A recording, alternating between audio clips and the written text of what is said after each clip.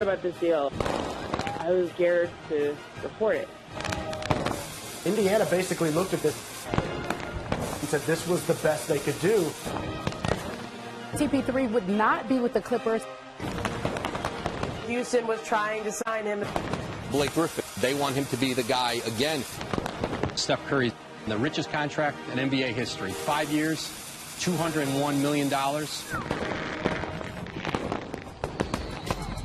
Yeah, it kind of sticks with the theme here. It's been an NBA offseason filled with fireworks as we welcome you into a brand new hour of SportsCenter with Jay Harris. I'm Lindsay Zarniak. Kevin Nagandi also around. Thank you, Kevin. With all the moves that have been made, there's still one more major piece that is yet to make a decision.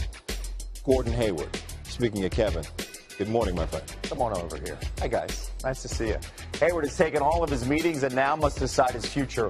Wherever that ends up, that team will be getting a player coming off a career year. 21.9 points per game, marked the most by a Jazz player since the mailman, Karl Malone. Although Gordon was used on a career-high 28% of his plays right there, his usage rate, he was efficient, posting the most efficient season yet, 22.2 PER. And let's take a closer look, not just a highlight, a next-level highlight at Hayward's season and how efficient he was. The value on the floor, posting a plus 7.1 net efficiency, which would have ranked third in the NBA behind the Warriors and Spurs with Hayward on the floor for those Jazz. Utah's net efficiency dropped to plus 0.4, which would have ranked 11th in the NBA. Gobert with the pick for Hayward. That hits. He was a scoring machine on pick and rolls, averaging 5.6 points per game on those pick and rolls, almost a full point more than LeBron averaged this past season. Well done. How about the winning percentage and the impact? Wide open Gobert, skip it out to Hayward with his ball moving. Beautiful George Hill, bang. It's great ball. Great shot. Basketball. And when Hayward, Rudy Gobert, and George Hill all played, the Jazz posting a record of 28-12. Winning percentage of 700, also recorded a plus 6 points per game differential. When he's on the floor, good things happen for the Jazz. Jay, Lindsay? All right, Kev, thank you much. We welcome in Chris Haynes and Antonio Davis now. Chris, I want to start with you. What can you tell us about where we stand in the Gordon Hayward sweepstakes? Well, look, for the Utah in particular, they did everything they could to put themselves in position to bring back his services. It was well known behind the scenes that Gordon Hayward was pushing for the Jazz to acquire Ricky Rubio, a pass-first point guard. And then they also re-signed one of his good friends, Joe Ingles. So they're in position to say, hey, we've done everything. We've listened to your opinion. We've taken your critique. Now let's return the favor. Now, if Gordon Hayward were to bolt, and I'm told Boston feels really good about their chances of getting him, that leaves Utah with a pass-first point guard who really can't, create his own offense alongside other guys who really can't create their own offense. Pass it to who? So they put it all in. I give them props. They put it all in and say, hey, please come back. Yeah. It's going to be a major fallout if he doesn't. He can't say no to that, can he? Yes, he can. Is he? Well, we talk about Miami over there. Come on, man. You got the beaches. You got the banners in Boston, the tradition. Man, You're shaking your head. Why? Well, I mean, there's just other factors. I found myself in a similar situation in 2001, going back to Chicago, where Tim Floyd was, who originally recruited me out of college to UTEP. And then I had Orlando, where I had my summer home, which I definitely wanted to go back there. And then Toronto was able to offer me more money to go back to Toronto. So there's just other factors. It's not always about winning and losing. Sometimes your wife has a different value set in this decision-making process. So there's so many other factors that you have to factor in besides the business aspect. And I chose to go back to Toronto, but I think if I had it to do all over again, I think I would have. You chose the money.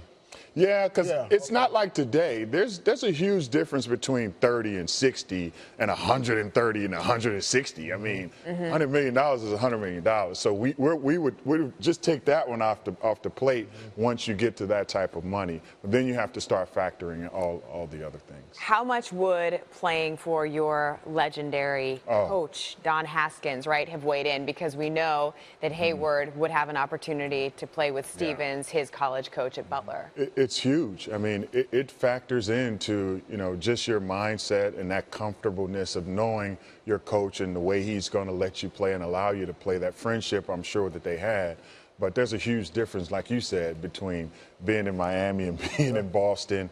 I think Miami has a little bit of allure because, they have that big guy in the middle like he had in Utah. He had the Gobert. He had guys who, this up-and-coming young team is intriguing to me in the East because now you have an opportunity to be trending up and one day find yourself in a position to get in the East. And that's the thing. That's the attractiveness about the East is that Cleveland Cavaliers are one injury away from a key guy from allowing anybody into that path to see we all think the Warriors in the finals. I'm talking about Toronto, Washington. If Phil just opens up, if he returns, which Utah hopes, it's facing Jimmy Butler. I forgot about Minnesota.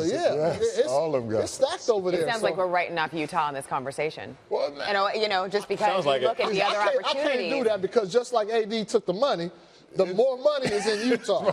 So you definitely have to weigh that. Yeah, it's definitely a factor. Yes. But if Boston doesn't get him, people are going to be looking at Danny Ainge kind of strange, too. That's true. But I'll tell you one thing Gordon Hayward's not doing. He ain't taking $10 million less. Okay, Kevin Durant. I'll tell you that. Yeah. Ain't doing That's that. for sure. You're still on that, man. It's like sour on that, right? That is $10 million. That's a team player. Yeah. That's a drop in a bucket when you get up there, man. That's what I'm saying. 10,000, 10 million. Yeah. You know what I'm saying? I mean, that's just. Come on, Haynes. You're better than that. Some were different. Chris Haynes and Antonio Davis back next hour on SportsCenter. Thank you, guys. Antonio, I don't know what that means. So, Tom and I are not taking $10 million less. Our money man, Tom Penn, with us. Right now. I want to be Antonio just one time in free agency. Just once. Can I do that once? Hey, let's just say he goes for the money, and that's where Utah can make the biggest offer. And then you look at some of the moves that Utah has made, and these guys discussed it, to entice him to stay. What does this look like, this Jazz team, if Hayward stays? Well, he's front and center, and let's show what's still there behind him. He's got one of the best defensive players in the league, and then a legit power forward in Favors. So you go to what their challenge was. Their challenge was how to replace Hill, because Hill was going to leave. So they bring in Rubio as a positional replacement, aggressively trading for him. And what you get in Rubio, Chris mentioned it, you get a major upgrade in assist production. 9.1 per game. The leader in all the Jazz was George Hill's only 4.2. So he's going to get him the ball. Then they come and they bring back, well, Hood's already here, but Joe Ingles, they re-sign quickly. Give him a big number, 11.6 per year. Important to Hayward. Now you think about what else is there around Gordon Hayward. They can bring in off the bench another closer in Joe Johnson, right? Joe takes the pressure off. That's a bargain, Joe Johnson, too. He finishes. And Dante Exum is going to come along as a young player. He was a baby when they drafted him. So it's still all about Hayward and selling him on being in the center of all this. And remember the glory that he achieved this year, his ability to hit game-winning shots. A step-back three against Dallas, big game winner. He's in the middle of this team. He's established himself as the finisher, as the clutch player. This is what Boston wants right there in Boston. How about a home win? I'm playing this for him. I'm reminding him of this moment where he hits this huge shot against Cleveland. The place goes absolutely crazy. And LeBron, get out of here. Just walk off the court. It's over. That kind of stuff is what he has established with this team. And you remind him of all that. And then you remind him of this. For Antonio, a little differential. You get about $44 million more to stay. The home is where the heart is. stay right here in Utah. You would get a Supermax contract when it comes to the touch screen here. Right? Is there such a thing? Here I'm establishing it, right? So the idea of the Western Conference just getting better and better each passing day. Yeah. This team made the playoffs a year ago, or I should say a season ago. What does this team look like with Gordon Hayward in the playoff scenario in the Western Conference? Here's the problem. That's my ranking right now, based on what we know, and they're still 5th. Because I think the Thunder have jumped them with the acquisition of Paul George, and they're not getting past the Warriors. You still got to put the Spurs ahead of them.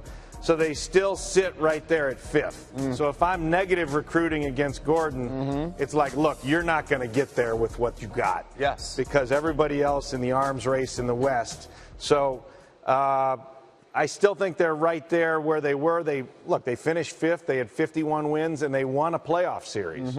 Next step is to take them further, but it's going to be hard in the West. You mentioned negative recruiting. Maybe one of the pitches by the Celtics are, hey, you get to the East, you get a lot of young talent around you, you will be the man with IT, and you have a potential chance maybe getting into the Eastern Conference Finals. And maybe you pair up with this guy. Yes. And that is Jason Tatum. We saw him make his debut, the 3rd pick overall by the Celtics in the draft. And there's the #1 pick overall, Markelle Fultz. A lot of people thought he was going to be a Celtic, but the trade with the Sixers and then Tatum doing work inside. 6'8" frame out of Duke, and Danny Ainge is like, I like what I see.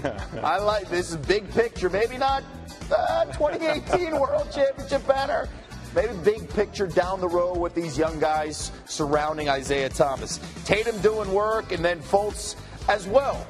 He was always in control here. First time we've seen him since February on the floor, and the outside shot, Kevin Durant taking notice. Heck of a start for this kid. This is what you want. Inside, outside, attack the basket, feathery jumper. Durant likes it. I like it. And then the defense, again, the point guard, 6'4", 195 pounds, and Joel liking what he sees. He's processing, and we're all trusting it. Shirley Temples for everyone. Fultz had 3 blocks, wingspan 7 feet.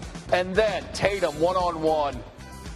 Beautiful shot. Silky smooth, less than 6 seconds to go. Clutch takeover play. This is what you want to see out of your rookie. Tatum on that final shot. I just try to get back, to my sweet spot, mid-range, and, say a prayer and win it.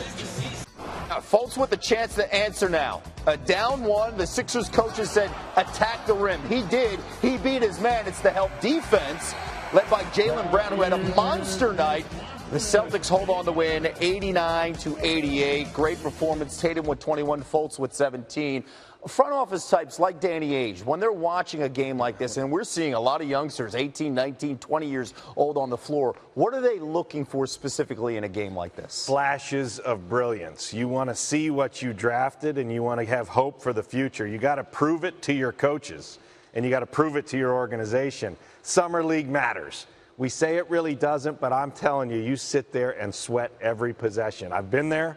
We had it with LaMarcus Aldridge, with Greg Oden, with all our young rookies. I've had it multiple times where you're sitting in the stands in Las Vegas and your owner is watching every possession, your coach is watching every possession, and you need that guy to perform and show what he's going to be. Yeah. And if you don't see it, you panic. That's amazing. It's true. Especially in July that you're evaluating that talent. And, Totally of course, I can tell you for the fan bases in Philadelphia and Boston, they were all smiles last night. Good start. What they saw from their guys. Tom Penn with us this morning. Lindsay?